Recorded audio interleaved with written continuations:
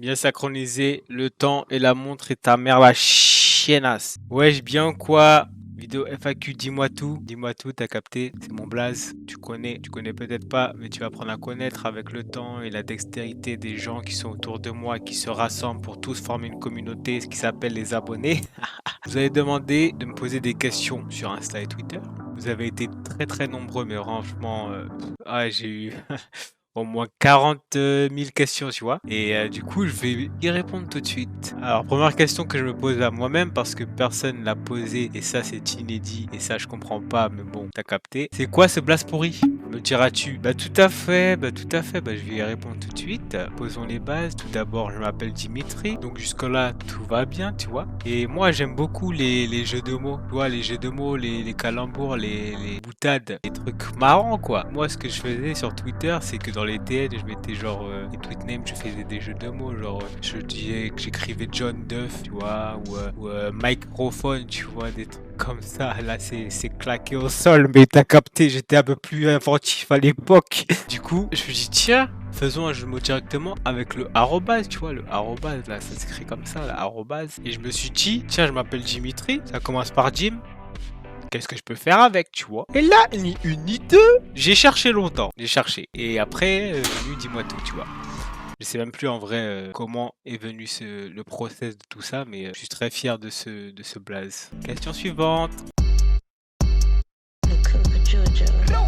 À quel âge as-tu commencé le gaming? Bah en vrai, j'ai commencé dès le plus jeune âge parce que dans mon entourage j'avais des cousins. T'es à fond dans ça, tu vois, j'avais des cousins, ils avaient la Dreamcast, frère, il avait la Nintendo 64 et la Super Nintendo. Et la PlayStation 1, et la Wii, et la Xbox, et la Game Boy, et un PC, et ainsi de suite, t'as capté? M'ont embarqué directement, tu as capté, et maintenant je suis fan. Troisième question. Ce n'est pas vraiment une question. Je veux voir une game full pistolet et couteau de lancer. Alors frérot, c'est gentil de me lancer des challenges comme ça, mais ça va être difficile hein, parce que mon niveau il est moyen sur Call of. Vous irez voir les vidéos, mes 3 premières vidéos que je mettrai ici ou ici, je sais pas c'est où. Et aussi les vidéos de Lexo, mon pote. Ensuite, quatrième question. Quelle est ton occupation professionnelle? Alors peut-être que ça se voit pas comme ça, mais ma profession elle est incroyable. Je suis cascadeur professionnel, t'es ma frère.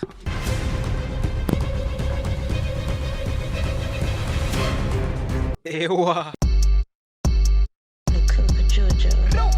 Qu'en est-il du prix de cette fameuse baguette? Ah oui, la fameuse baguette, ouais. Vous avez été nombreux à me demander combien coûte une baguette. Je vais vous dire le résultat de mes nombreuses recherches que j'ai menées sur l'internet et j'ai interviewé tellement de personnes pour savoir cette réponse. J'étais là comme ça, mais combien coûte cette baguette? Les gens veulent savoir. En fait, la France veut savoir en cette période de coronavirus. La France veut savoir combien coûte une baguette. Je vais vous le dire, elle coûte Alexis Texas ou Mandy Muse. Alors toi t'es un petit coquin mec, mais je peux pas le dire, on est sur une chaîne familiale. Donc je vais juste pas le dire en fait, tu vois, il faut pas le dire. Que penses-tu des interrupteurs jaunis par le temps? Les interrupteurs jaunis à l'idée tu veux dire?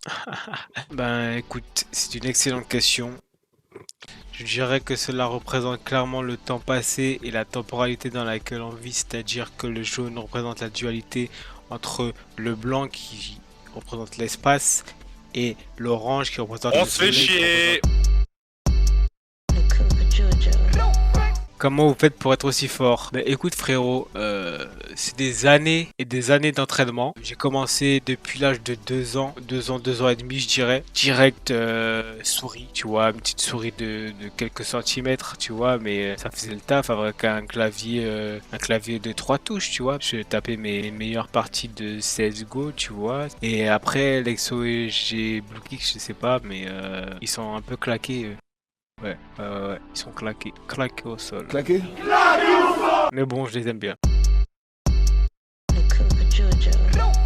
Quel est ton meilleur souvenir sur YouTube? Écoute, mon meilleur souvenir, bah, je dirais que c'est la vidéo FAQ des 10 000 abonnés. C'était un grand échelon que j'ai passé, tu vois, parce que quand j'ai eu les 10 000 abonnés, je me dis, mais waouh, le mec qui commence à peser, quoi.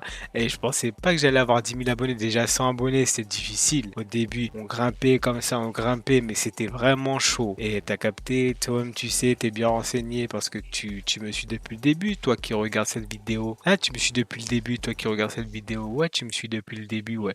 Et du coup, ma première vidéo de 10 000 abonnés, c'était un truc de dingue parce que j'avais là des questions, là, tu vois, comme c'était FAQ, là, aujourd'hui, à l'heure d'aujourd'hui, j'ai reçu, je sais pas combien de réponses, de questions, de tout. Donc, c'est ça mon meilleur souvenir YouTube. Comment vous êtes rencontrés vous trois? Par vous trois, t'entends moi, Bluekix et Lexo. Alors le Bluekix, ben, je l'ai rencontré quand on était en Guadeloupe. Ça fait longtemps, ça fait partie de mes amis d'enfance, tu vois. On était dans la même classe en seconde et on avait le même délire, on rigolait tout le temps ensemble. Du coup, ça accrochait direct. Et Lexo, bah, je l'ai rencontré sur un live Twitch, le Twitch de Prime, quand il faisait encore des lives. Du coup, ouais, il y avait des gens qui allaient sur les lives de Prime, on se retrouvait, on délirait, on parlait ensemble, tu vois. Et du coup, après, Lexo m'a invité sur un Discord, un serveur Discord avec ces gens-là. Et après, bah, on a commencé à jouer ensemble. On a commencé par Fortnite, qui est la deuxième vidéo de la chaîne de Lexo. Il vaut le coup d'être regardé parce que on peut voir le step-up de Lexo sur les montages de ses vidéos. Parce que sinon, il est toujours claqué au sol sur les jeux. Et voilà, et maintenant, c'est le bro, tu sais. Et je plaçais un petit SO Snoozy, SO Mehdi, 6-7 Dre, 6-7 Bams, Hugo Le Sang, wesh, tu connais. Pourquoi tu t'es lancé sur le YouTube? Ben, déjà, pour commencer, le fait que je m'achète une machine de guerre, ça m'a motivé. Parce que je vois que je peux faire tourner des jeux, je peux streamer des jeux et rec des jeux en même temps. Ce que je pouvais pas faire avant avec mon PC portable. Et du coup, ouais, donc je me suis acheté une machine de guerre, du coup, et ensuite le kiff de faire des vidéos avec les potes, tu vois. C'est on délire en même temps on joue et ça permet de partager nos délires, tu vois. Et en plus, comme je consomme énormément de contenu YouTube et Twitch similaires, donc je me suis dit why not.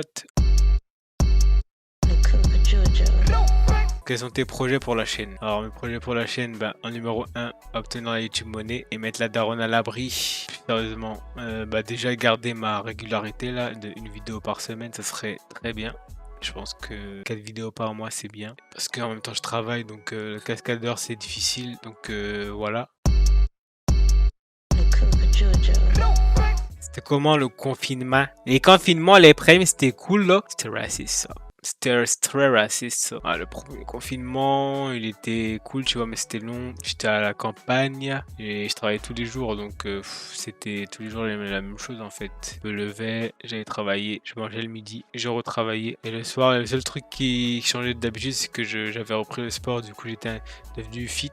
Et là, tout est parti en fumée. Je suis devenu un petit gringalet. Et après, le deuxième confinement, ben, j'étais pas vraiment en confinement parce que je travaille tous les jours, du coup j'allais au taf. Et voilà. Ok, c'était Dis-moi tout. Ça sera tout pour aujourd'hui. Lâche un like, abonne-toi, commente, partage. Le commentaire du référencement, ça fait toujours plaisir. Le petit pouce bleu, ça m'aide à continuer ce que je fais, même si je vais continuer, même s'il n'y a pas de pouce bleu, parce que nous, on fait ça pour la passion avant tout.